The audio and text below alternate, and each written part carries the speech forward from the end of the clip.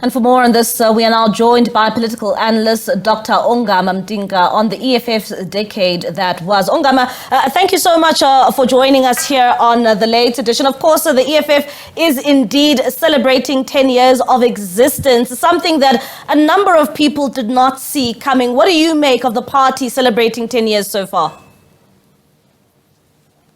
I think it's no small feat for a small organization like the EFF to not only launch successfully in South Africa, but to also grow and sustain itself as a political party and not implode immediately after founding.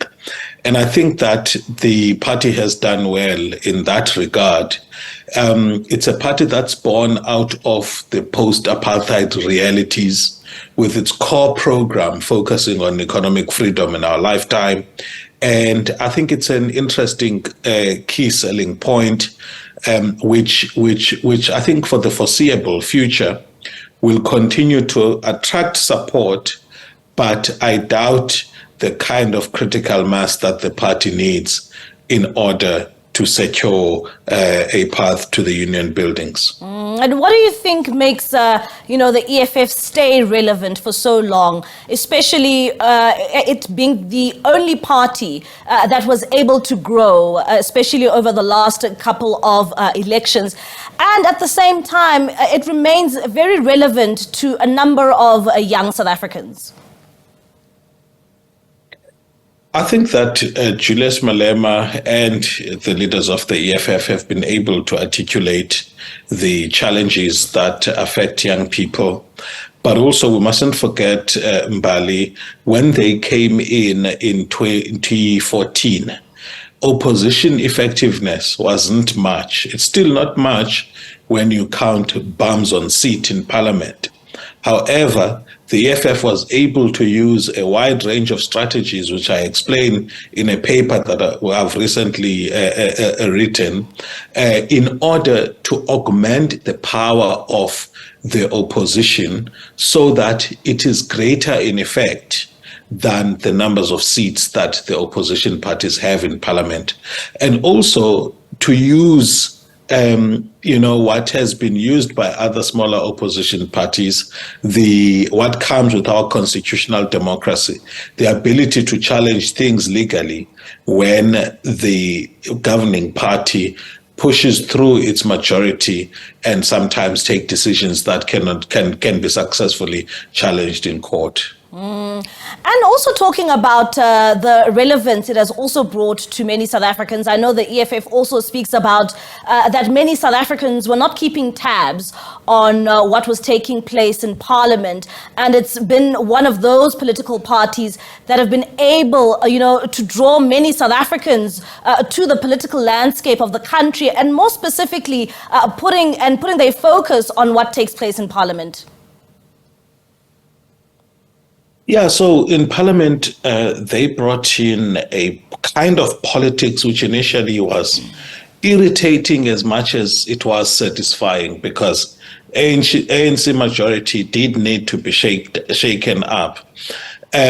Also, if you look at the extent to which Parliament behaves in a way that seeks to be legal, the EFF can also, be said to have played a role there in terms of the management of conflict within Parliament in ways that remain within the realm of the legal.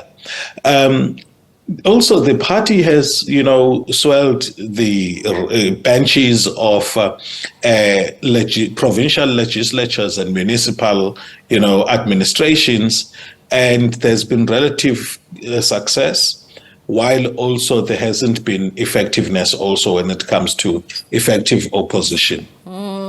When it comes to the kind of role it has played in our country when it comes to coalitions, taking it back from 2016 to where we find ourselves now, the EFF always says that they are ready to govern.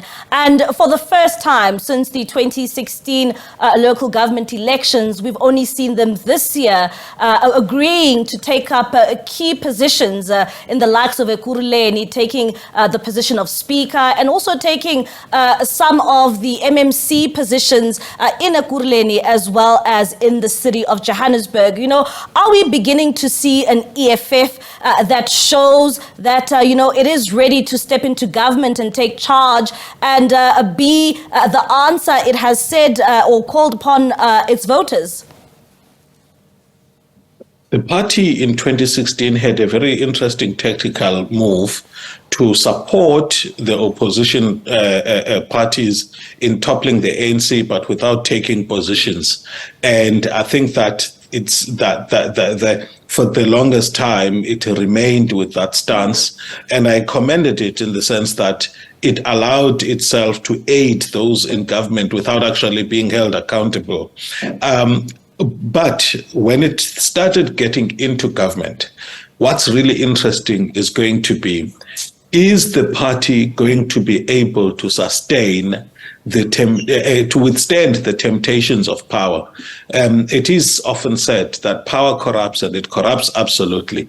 And how the party is able to grapple with the trappings of power and remain, positioning itself as the ultimate radical party that has got a moral high ground and ideological high ground than the ANC remains to be seen, because it's not easy to maintain, this moral and ideological high ground once you are in government.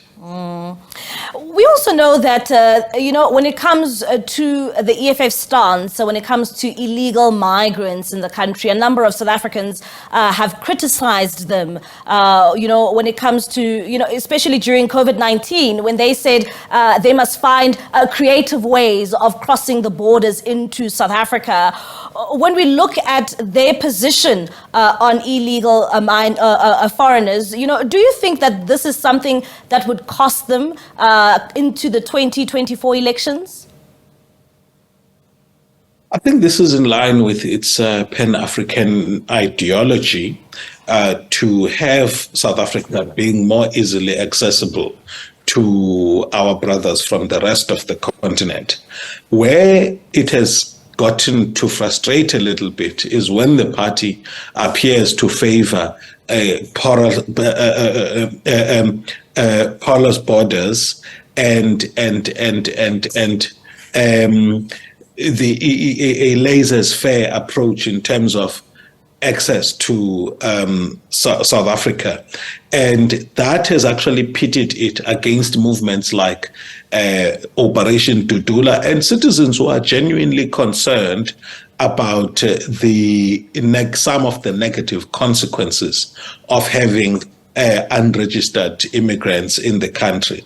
And that notwithstanding, though, we do need to keep engaging this issue in South Africa, because the attitudes that are there about, particularly migrants from the rest of the continent, sometimes border on xenophobia, and at other times around legitimate issues of unfair rivalry over jobs. And the sectors that make this to be very difficult is the agricultural sector, the retail sector, as well as the hospitality sector, among others, and transport. When you find employers tend to, go for the cheap and vulnerable workers and not the South African workers that are, protected by the Constitution. And you find that there's also corruption by the Department of Labor officials, alleged corruption, where they look the other way when they get into farms where people are employing unregistered immigrants. All right. And the famous question is, going into the EFF as they celebrate 10 years and going into the future, can the EFF exist without Julius Malema at the helm? I think at the moment, the party is still at a founding stage. It hasn't necessarily reached that threshold where the founder president becomes a liability. I think that probably another term helps in also preparing for a leader that can take over. If they learn anything from COPE, it will be that the leading founding members may tend to, pose a challenge to the sustainability of the party if they don't negotiate the issue of who comes, when to succeed the founding president. Ongama Mtimka, thank you so much for your time. That is Ongama Mtimka, political analyst, talking about the EFF's 10th anniversary. We do know that it will be celebrated tomorrow at the FNB Stadium, marking 10 years of existence.